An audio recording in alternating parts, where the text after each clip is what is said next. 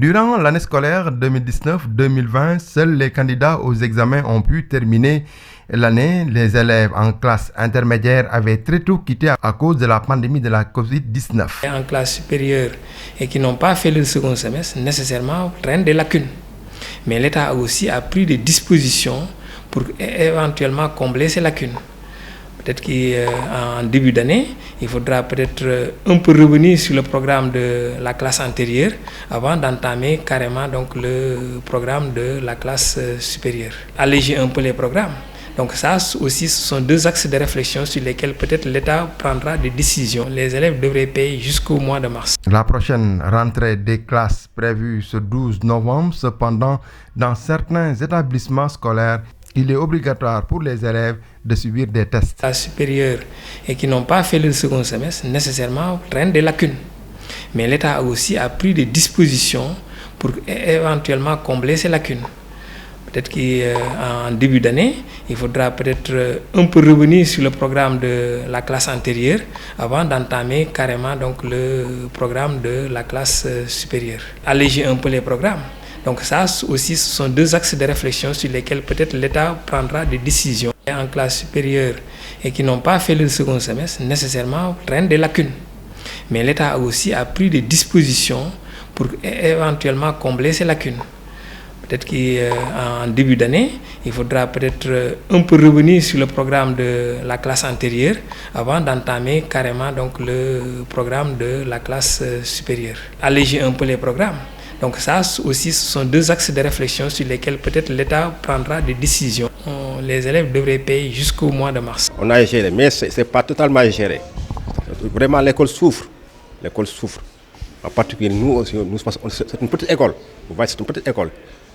Qui n'a pas les moyens, qui n'a pas... Bon, ça pose problème. Pour les parents d'élèves récalcitrants, le problème qui nous pose ici au niveau des écoles, là où les parents, n'est-ce pas, ont totalement en tort, c'est de ne pas payer le mois de mars. Alors que le mois de mars était dû. Parce que tout le mois commencé est dû. Et là, on a appris jusqu'au 13. Et la pandémie est arrivée. Il y a des parents qui ont dit ils ne payent pas. Là maintenant, on va négocier avec eux. C'est une question de... Parce qu'ici, ce n'est pas un forcing qu'on va faire.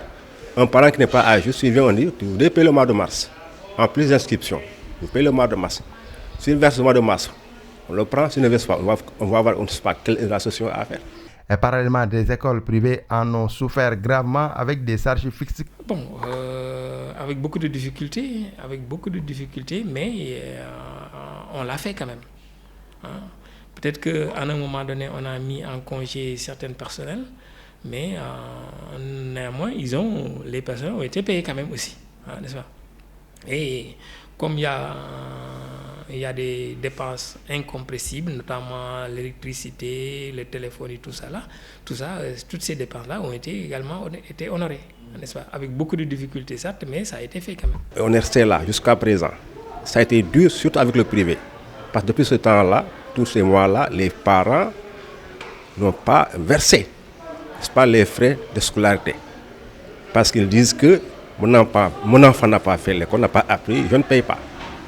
Et là, je pense que c'est un débat qu'on doit discuter. Les gens en discutent amplement, au niveau de la presse surtout. On en a partout. Il y a des gens qui disent que les parents ont raison, d'autres disent que l'école a raison. Bon, c'est un débat. Mais nous, on a pu gérer jusque-là, malgré c'est difficile, parce que les enfants étaient là, avec, n'est-ce pas, vraiment, dans des conditions, dans des situations très difficiles que nous n'ignorons pas. À moins de 3 semaines de la rentrée scolaire de l'année académique 2020-2021, le corps enseignant sénégalais veut que cette année atteigne le quantum horaire qui est fixé à 900 heures.